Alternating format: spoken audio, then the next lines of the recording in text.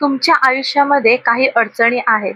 कोणीतरी तुमच्यावरती भरपूर मोठ्या प्रमाणामध्ये कोणता तरी आरोप केलेला आहे किंवा मग तुमच्या जवळपासच्या नातेवाईकांमध्ये किंवा तुमच्या फ्रेंड सर्कलमध्ये किंवा इतर कुठल्याही व्यक्तीने तुमच्यावरती संशय घेतलेला आहे.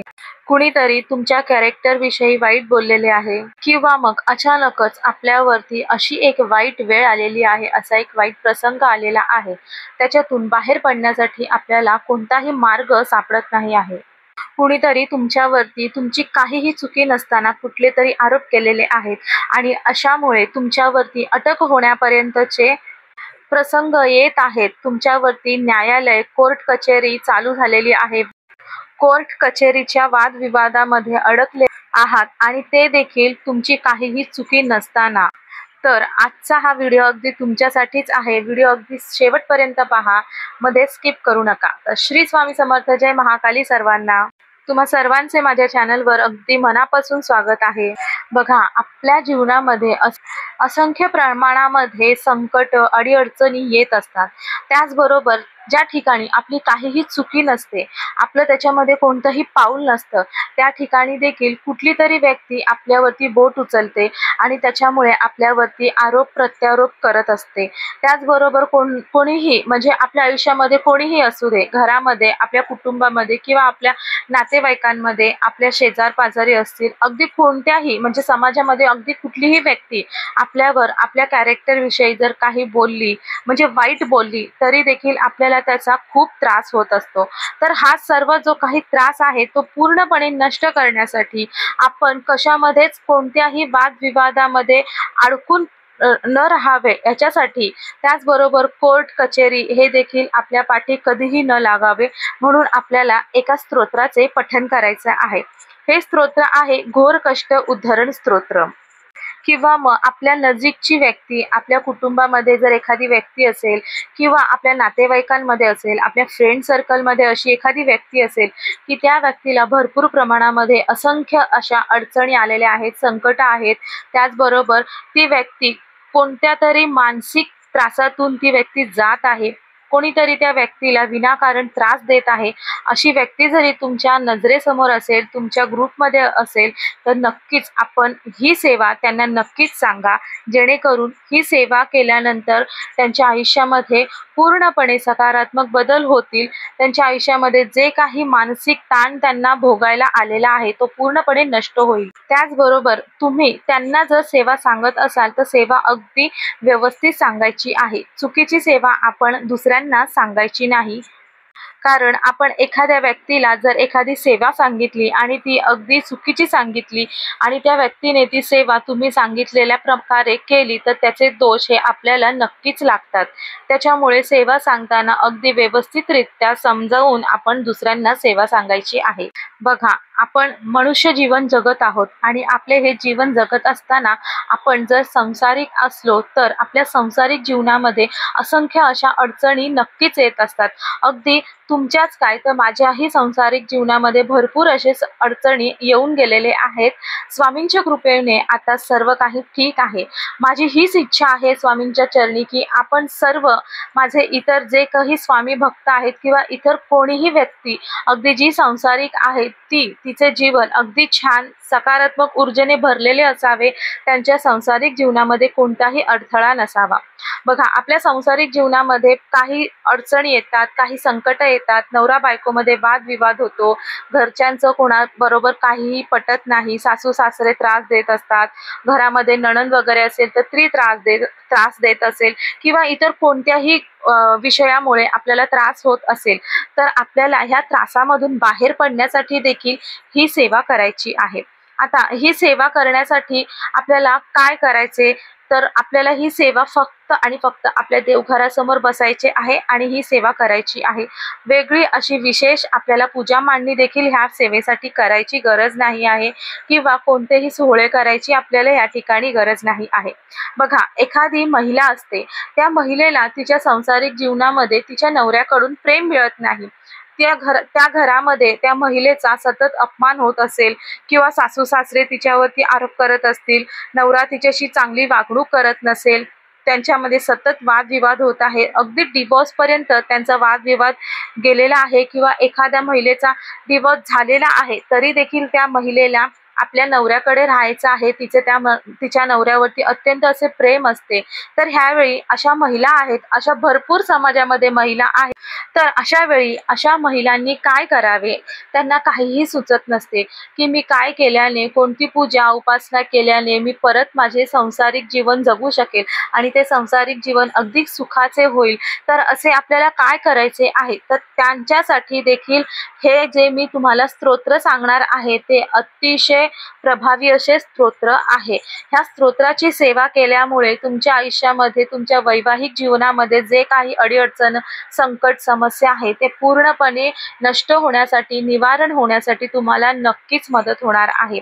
अतिशय प्रभावी, अतिशय दिव्य असे हे घोर कष्ट उद्धरण स्तोत्र आहे। घोर कष्ट उद्धरण स्तोत्र हे श्रीपाद श्री वल्लभ यांचे अतिशय प्रभावी आणि दिव्य असे हे स्तोत्र आहे। आणि तुमच्यावर कितीही मोठ्यातील मोठं संकट असेल, अडचण असेल, काहीही प्रॉब्लेम असेल, जे कोणी हे स्तोत्राचे पठण करेल ते त्यांच्या या वाईट चक्रातून नक्कीच बाहेर पडणार म्हणजे पडणारच। बघा, तुम्ही जर तुमची बाजू खरी असेल, तुम्ही खरे असाल आणि तुमच्यावरती आरोप प्रत्यारोप होत असेल आणि तुम्ही ही सेवा केलेली आहे तर नक्कीच 100% तुम्ही ह्या सेवेमुळे त्या चक्रातून, वाईट चक्रातून नक्कीच बाहेर पडणार। परंतु खरंच जर आपल्या हातातून काही चुका झालेल्या असतील तर त्याचे कर्माचे फळ आपल्याला नक्कीच भोगावे लागणार आहे। अगदी आपल्या कर्माचा जो फेरा असतो त्या फेऱ्यातून अगदी कुणीही वाचलेलं नाही। बघा, आपल्याला घोर कष्ट उद्धरण स्तोत्राची आपल्याला सेवा करायची आहे तर ती आपल्याला गुरुवारपासून सुरुवात करायची आहे।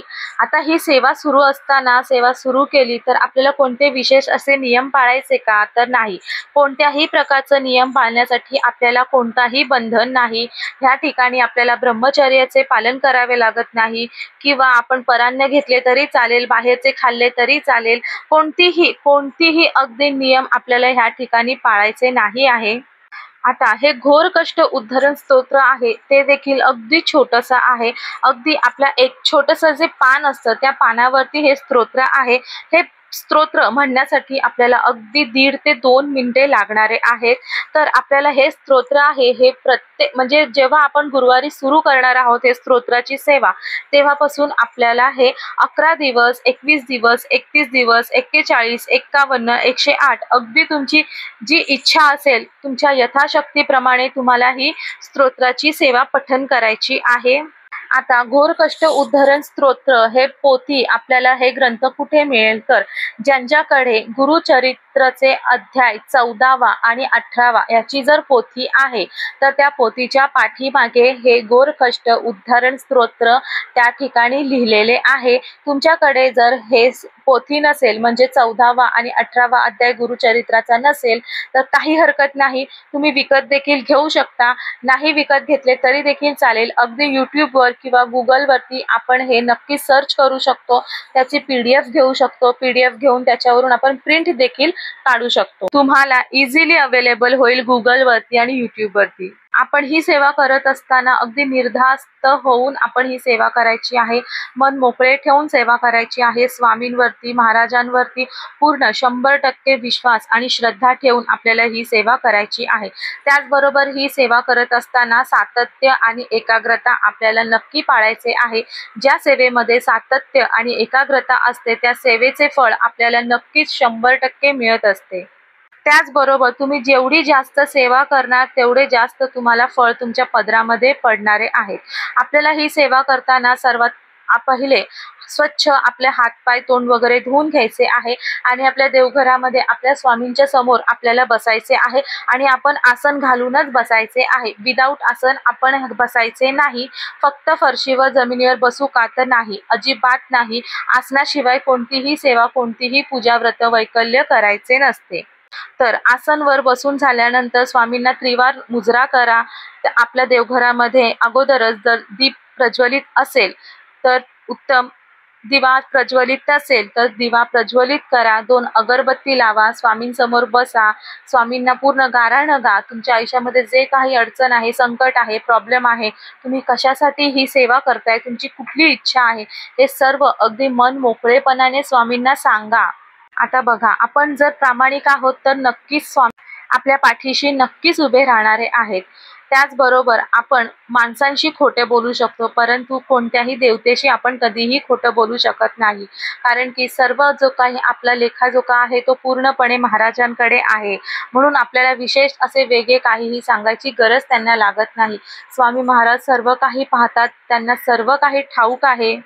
फक्त आपण ही सेवा करताना सर्वपणे निर्धास्त होऊन स्वामींवरती सर्व काही सोडून द्यायचं आहे आणि निसंकोच होऊन आपण ही सेवा करायची आहे. अशक्य ही शक्य करतील स्वामी, एवढाच फक्त विश्वास स्वामींवरती ठेवायचा आहे, हेच मनामध्ये ठेवायचं आहे आणि ही सेवा सुरू करायची आहे. सेवा सुरू करत असताना मन एकाग्र म्हणजे मन एकाच जागी ठेवायचे आहे, फक्त तुम्ही आणि स्वामी महाराज. बाकी आपल्याला आजूबाजू आपल्या परिसरामध्ये आसपास काय चाललेलं आहे ह्याच्याशी काहीही देणं घेणं ठेवायचे नाही किंवा कोणी आपल्याशी काही बोलले तरी देखील त्याला उत्तर वगैरे देत बसायचे नाही. म्हणून सेवा अगदी एकाग्रतेने आणि सातत्याने म्हणजे खंड न पडता आपण ही सेवा करायची आहे. त्याचबरोबर जास्तीत जास्त तुमच्याकडून जेवढे ह्या स्तोत्राचे पठण होणार आहे तेवढेच फळ तुम्हाला नक्की मिळणार आहे. ही सेवा करून पहा, तुम्हाला अनुभव आल्याशिवाय राहणार नाही. फक्त 11 वेळेस नव्हे तर तुम्ही अगदी 21 वेळा म्हणा, 31 वेळा म्हणा, 41 वेळा म्हणा, जेवढे तेवढे जास्तीत जास्त वेळा म्हटलात तरी देखील आपल्यासाठी ते अगदी उत्तम ठरणारे आहे. कारण कधीही आपल्याला आपली सेवा ही वाढवत जायची असते. आपण जेवढी सेवा जास्तीत जास्त करतो तेवढंच फळ आपल्या पदरामध्ये पडत असतं.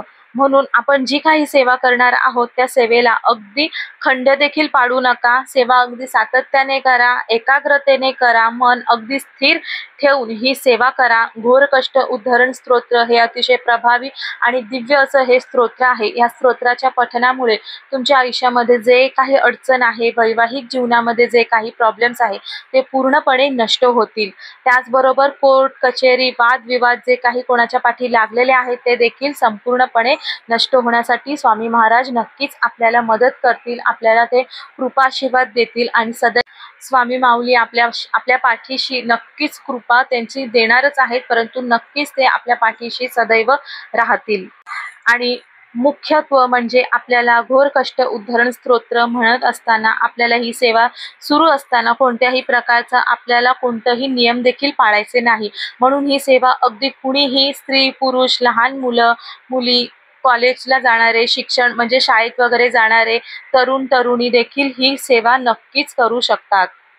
आजची माहिती जर आपल्याला उपयुक्त वाटत असेल किंवा आपल्याला जर आपली ही माहिती आवडली असेल तर नक्कीच आपल्या या व्हिडिओला जास्तीत जास्त लाईक करा आणि जास्तीत जास्त शेअर करा, जेणेकरून ज्यांच्या आयुष्यामध्ये अशा प्रकारचे वादविवाद टेन्शन्स असतील तर त्यांना देखील हे घोर कष्ट उद्धरण स्तोत्राची सेवा त्यांच्यापर्यंत देखील पोहोचेल आणि ती सेवा करून त्यांना देखील स्वामी महाराजांची कृपा प्राप्ती होईल. तर तुम्ही नवीन असाल आपल्या ह्या चॅनलवर, प्रथम हा व्हिडिओ पाहत असाल माझा, तर नक्की आपल्या चॅनलला सबस्क्राईब करायला देखील विसरू नका. आजचा व्हिडिओ पाहिल्याबद्दल अगदी मनापासून धन्यवाद. पुन्हा भेटू अशाच एका नवीन माहिती सकट. तोपर्यंत सर्वांना श्री स्वामी समर्थ. जय महाकाली.